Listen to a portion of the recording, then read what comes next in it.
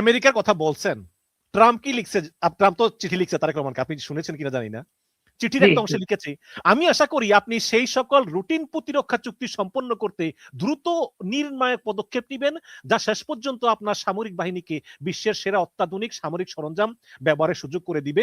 সোজা বাংলায় কত হয়েছে, তুই আমার কাছ থেকে অস্ত্র কিনতে হইব, প্রধানমন্ত্রী হইছ শুভেচ্ছা, অস্ত্র কিনতে হইব আমার কাছ থেকে। ঠিক আছে, এখন মনে করেন আমাদের কাছে, আপনি আমাকে বললেন না শফিক রহমান এবং শেখ হাসিনার মধ্যে চয়েস, এখন আমি আপনাকে চয়েস দিচ্ছি, আপনি ইন্ডিয়া থেকে কিনবেন না আমেরিকা থেকে কিনবেন, এই দুইটা চয়েস, আর কোনো চয়েস না। আপনি কি করবেন? অবশ্যই আমেরিকা থেকে কিনবো। এইটাই হলো মেইন পয়েন্ট। বিএনপি কে এই জিনিসটাকে মানুষের কাছে বলতে হবে, গোপন ভাবে তলে তলে কিছু করার কোনো প্রয়োজন নাই, যে আমরা, আমাদের কাছে চয়েস আছে। আমেরিকা যদিও আমাদের 100% আমাদের মিত্র না, তাদের অনেক বিতর্কিত কার্যকলাপ, তারা শেখ হাসিনাকে সমর্থন দিয়েছিল, কিন্তু বর্তমানে এই অবস্থায় আমরা ভারতের থেকে যদি আমরা বাঁচতে চাই, তাদের থেকে যদি বেরিয়ে আসতে চাই, তাদের থেকে যদি আমরা সম্মান চাই, তাহলে আমেরিকাকে আমাদের সাথে রাখতে হবে, বা তাদের সাথে কিছু চুক্তি, আমরা টার্কির সাথেও করছে, চায়নার সাথেও করছে, চায়না থেকেও বিমান আনবে, ইউনুস সরকার অলরেডি সাইন করেছে। তো এগুলি ব্যালেন্স করতে হবে, বাংলাদেশকে ব্যালেন্স করতে হবে। মারুফ রাজু, আপনি কি এটাকে বোঝা মনে করেন যে ইউনুস সরকার যে এতগুলো চুক্তি করে গিয়েছে, পাকিস্তানের কাছ থেকে F-17, চীনের কাছ থেকে J-10 বিমান, তুরস্কের সঙ্গে ড্রোন চুক্তি, পাকিস্তানের সঙ্গে মানে বিভিন্ন সামরিক চুক্তিগুলো করে গিয়েছে জাপানের কাছ থেকে, এগুলো কি আসলে বোঝা হয়ে দাঁড়ালো কিনা তারেক রহমানের জন্য? এটা তারেক রহমান এগুলো উনি ডিসাইড করবেন বা মূল্যায়ন করবেন, এবং এই ব্যাপারগুলোতে কোনো ভুল করার কোনো স্কোপ নাই। এইগুলোকে মানে 100% খুব সুন্দর সুচারুভাবে আমাদের যারা আছেন, আমরা বলছি যে মেজর জেনারেল ফজলে আকবর, উনি বেগম খালেদা জিয়ার সাথে দীর্ঘ 18 বছর ছিলেন, উনি অত্যন্ত একজন রিয়েল সোলজার, উনি কোনো পলিটিশিয়ান না, এবং পলিটিশিয়ান করেন না, করতে পারবেন না। ওনাকে নিরাপত্তা উপদেষ্টা, যেটা আমাদের ডিফেন্স অ্যাডভাইজার, ওনাকে করার জন্য, কারণ খালেদা জিয়ারও ডিফেন্স অ্যাডভাইজার ছিলেন বিরোধী দলীয়, তো ওনাকে করলে পরে, এবং বেছে বেছে যারা জিয়া রহমানের আদর্শে অনুপ্রাণিত, এখন তো খুব কম পাবেন, আপনি রিটায়ার ছাড়া পাবেন না, সবই তো শেখ হাসিনা তৈরি করা, শেখ হাসিনা তাসের ঘর, তাদেরকে দিয়ে যদি আপনি বোর্ড অফ অ্যাডভাইজার করেন ডিফেন্সের ব্যাপারে, এবং আপনি যদি খুব সুচারুভাবে এগুলাকে যদি করেন যে কোনটা আমাদের দেশের জন্য ভালো হবে, কোন বিমানটা আমাদের দেশের, আমাদের খুব কষ্টার্জিত টাকাকে সঠিক দেবে, ফল দেবে, এই বিমানগুলো দীর্ঘদিন চলবে, এবং আমাদের সাথে যে strategic alliance Pakistan, China, turkey, এই যে অ্যালায়েন্সটা, এরাও বজায় থাকবে, এরা আমাদেরকে একটা মানে আমাদের সেফটি, এটা করতে গিয়ে খুব সমস্যার সম্মুখীন হবে। আমি শুনেছি মারুফ রাজু, ক্যাপ্টেন মারুফ রাজু, এই চীনের রাষ্ট্রদূত ইয়াওয়েন 2টা চিঠি লিখেছে তারেক রহমানের সঙ্গে দেখা করার জন্য। উনি খুব ডেসপারেট, মানে আমেরিকা চীন কেমন যেন ডেসপারেট হয়ে গিয়েছে, মানে সহ্যই করতে পারে না কেউ কাউকে, এবং তারেক রহমান কিভাবে সামলাবেন এটা নিয়ে আসলে চিন্তিত। হয়তো বা তিনি এই কারণেই খলিলুর রহমানকে পররাষ্ট্রমন্ত্রী হিসেবে নিয়োগ দিয়েছেন, হয়তো যেহেতু অভিজ্ঞতা আছে। আমেরিকা আমেরিকার সাথে আমি চায়নার ব্যাপারে আমি খুব দুঃখজনক হলেও আমি বলতে চাই না, তাও বলতে বাধ্য হচ্ছি, চায়নার উপর ডিপেন্ড করে আপনি কিছু করতে পারবেন না। এরা এমন একটা দেশ, এরা 5000 বছর ধরে রাজ্য রাজা শাসিত ছিল, এদের এখনো গণতন্ত্র নেই, তারা এটা রাজাই বলা যায়, কারণ তারা রাজা পছন্দ করে। চায়নারা ওদের কোনো গণতন্ত্র নাই, এই ধরনের দেশ, ওয়ান কাইন্ড অফ কিং। হ্যাঁ, ওয়ান কাইন্ড অফ কিং।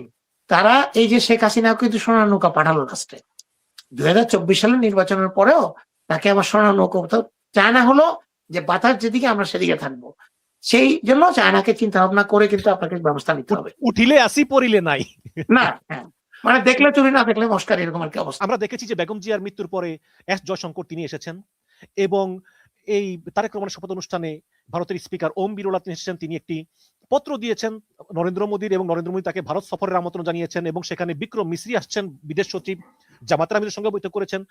তো অনেকে বলতেছেন, মানে আমি যদি পিনাকি স্টাইলে বলি, পিনাকি স্টাইলে, তাহলে কি তারেক রহমান ভারতের দালাল হয়ে গেলেন? মিশন ভাই, একটা কথা আমি আপনাকে বলি, ভারতকে কমপ্লিটলি আমরা তাদের সাথে বিরোধিতা করব, জনগণ তারা চায় না ভারতের সাথে, কারণ ভারতের দীর্ঘদিনের বঞ্চনা, আমাদের প্রতি বঞ্চনার ইতিহাস, বিশেষ করে শেখ হাসিনাকে সাপোর্ট দিয়ে ধরে রাখা এবং শেখ হাসিনাকে আশ্রয় দেওয়া, এগুলি মানুষ ভুলে যায়নি। ভারত বিরোধী মনোভাব মানুষের মধ্যে আছে, কিন্তু অফিসিয়ালি কি আমাদের সাথে, ভারতের সাথে আমাদের কোনো ডিল করতে হবে না? আমরা কি করতে না করে থাকতে পারবো? কিন্তু মাথা উঁচু করে জিয়া রহমানের স্টাইলে চোখে চোখ রেখে আমাদেরকে করতে হবে। এই যে ক্রিকেট বোর্ড যে মুস্তাফিজকে যখন থেকে ফেরত পাঠালো, তারপর যে আমরা যে ওয়ার্ল্ড কাপে গেলাম না, এটা তো আমাদের মাথা উঁচা হয়েছে, আমি মনে করি। এটা বিএনপি করলে হবে, আর আওয়ামী লীগ করলে হবে, জামাত করলে হবে না তা না। আমাদের জাতীয় স্বার্থে ভারতের সাথে, ভারতকে মানে ভারতের দালালি করে কোন সরকার বাংলাদেশে টিকতে পারবে না। জনগণ সেটা পছন্দ করে না। যদি কোনো সরকার মনে করে জনগণ এটা বোঝে না, তাহলে তারা ভুল করবে। জনগণ ভালো করে বোঝে এবং জনগণ এটা করবে না বিশ্বাস নিয়েই বিএনপি জামাতকে ভোট দিয়েছে। জনগণই তো ভোট দিয়েছে। যারা দিয়েছে তাদেরই আরেকজন আত্মীয় স্বজন ভাই বন্ধু তারা আবার জামাতকে দিয়েছে। দুইটাকে দিয়েছে যারা বাংলাদেশ স্বাধীন সার্বভৌমত্ব সম্মানের সাথে ভারতের সাথে চোখে চোখ রেখে বাংলাদেশ যেন দেশ চালাতে পারে, এইটার জন্য চলতে পারে, এটার জন্য কিন্তু ভোট দিয়েছে। এখন পাকিস্তান সহ চায়না সহ অন্যান্যদের সাথে বন্ধুত্ব বাড়ালো এবং আমেরিকার সাথে, আমেরিকা এমন একটা দেশ ভাই, এটাকে আপনি ফেলাইতেও পারবেন না, রাখতেও পারবেন না। তাদের বিভিন্ন কার্যকলাপে এমন একটা ফাইনাল কোশ্চেন, আমার হাতেও সময় নেই। রাষ্ট্রপতি ব্যাপারে আসলে বিএনপির সিদ্ধান্ত কি? এই চুপ্পু কি কন্টিনিউ করবে 27 সাল পর্যন্ত, নাকি নতুন কাউকে নিয়োগ দেওয়া হবে? না, চুপ্পু তো অবশ্যই কন্টিনিউ করবে না। আমরা যারা দেশকে নিয়ে ভাবি, আমি ব্যক্তিগতভাবে আমি চাই, আমি আশা করেছিলাম প্রফেসর ইউনূসকে কিছু সময়ের জন্য রাষ্ট্রপতি হিসেবে রাখার জন্য। কেন রাখার জন্য? কারণ তার যে ইন্টারন্যাশনাল ইমেজটা এবং ভারতের জন্য সাথে কিন্তু উনি যে স্ট্যান্ডটা নিয়েছেন, যত কিছু বলেন না কেন, ইন্ডিয়া কিন্তু ইন্ডিয়া এবং শেখ হাসিনা ইউনূসকে কিন্তু পছন্দ করে না। তাদের সমস্ত টার্গেট কিছু ছিল ইউনূস সরকার। বিএনপিকে নিয়ে কিন্তু শেখ হাসিনা এখনো কিছু বলে না, বলে খালি ইউনূস, এই সুৎখোর ইউনূস, এই ইউনূস আমাকে করেছে। ইউনূস তো শেখ হাসিনাকে বিতাড়িত করেনি। শেখ হাসিনা বিতাড়িত হওয়ার এক সপ্তাহ পরে ইউনূস এসছে, সিনে এসছে, তাকে রঙ্গমঞ্চে আনা হয়েছে, যারাই এনেছে।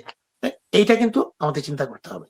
কারণ আমরা অন্য কেউ আমাদের দলের আছে অনেকে পুরানো সিনিয়র, তাদেরকে দিলে আমরা ইন্টারন্যাশনাল মাইলেজটা কিন্তু পাওয়ার কোনো চান্স নাই। এর সুযোগ আছে, তারা ক্রমশ চিন্তা করে দেখবেন। যদি প্রফেসর ইউনূসকে রিকোয়েস্ট করে, তাকে অনুরোধ করে, যদি বছর খানাকও যদি তাকে রাষ্ট্রপতি রাখা যায় আমাদের, তাহলে আমাদের দেশের জন্য ইন্টারন্যাশনাল সাইডটা উনি দেখাশোনা করতে পারেন, উনি হেল্প করতে পারবেন। এতে করে তারেক রহমান নিশ্চিন্ত ভাবে দেশকে গুছাতে পারেন। এটা আমার একটা অ্যাজ এ বাংলাদেশি, মানে দেশকে ভালোবাসি এই হিসাবে এটা আমার একটা অনুরোধ এবং একটা সাজেশন, যদি তারা রাখে। আর যদি না রাখে, তাহলে বাংলাদেশের জাতীয়তাবাদী দল বিএনপির আদর্শে অনুপ্রাণিত খুব আস্থাবান কাউকে না কাউকে, মঈন খান ইত্যাদি শুনছি অনেকের নাম, তাকে হয়তো দেবেন। কিন্তু প্রফেসর ইউনূসকে রাখতে পারলে বাংলাদেশের জন্য, যেমন খলিলুর রহমানকে নিয়ে এসছেন, উনি চমক। প্রফেসর ইউনূসকেও যদি রাজি করানো যায় অ্যাটলিস্ট বছর খানেকের জন্য রাখলে আমাদের জন্য ভালো হবে আমি মনে করি। কারণ অনেক জনগণ কিন্তু আমি দেখেছি প্রফেসর ইউনূসকে সমর্থন করে, অনেক জনগণ আমি পেয়েছি যে ইউনূস ভালো ছিল বলছে, কিন্তু সেটাকেও মাথায় রাখতে হবে। যদিও রাষ্ট্রপতির কোনো ক্ষমতা নাই, তবে এবার নতুন সংবিধানে রাষ্ট্রপতির ক্ষমতার সাথে ভারসাম্য হবে, রাষ্ট্রপতি মোটামুটি ভালোই ক্ষমতা পাবে। সেই চিন্তা করে তারেক রহমান সঠিক সিদ্ধান্তটি নেবেন বলে আমরা আশা করছি। তবে জামাত ইসলামী যেন এই ব্যাপারে সহায়তা করে, প্রত্যেকটা জাতীয় ব্যাপারে যেন দুইটা দল একসাথে কাজ করতে পারে, বিরোধিতার সাথে বিরোধিতা না করে, এটা আমার একটা অনুরোধ। ক্যাপ্টেন মারুফ রাজু, আপনাকে অনেক ধন্যবাদ আমাদের অনুষ্ঠানে অংশগ্রহণ করার জন্য। আপনি ভালো থাকবেন। ধন্যবাদ মিশন ভাই, আপনার মাধ্যমে আপনার দর্শক শ্রোতাদেরকে অশেষ কৃতজ্ঞতা। আসসালামু আলাইকুম। ওয়ালাইকুম সালাম।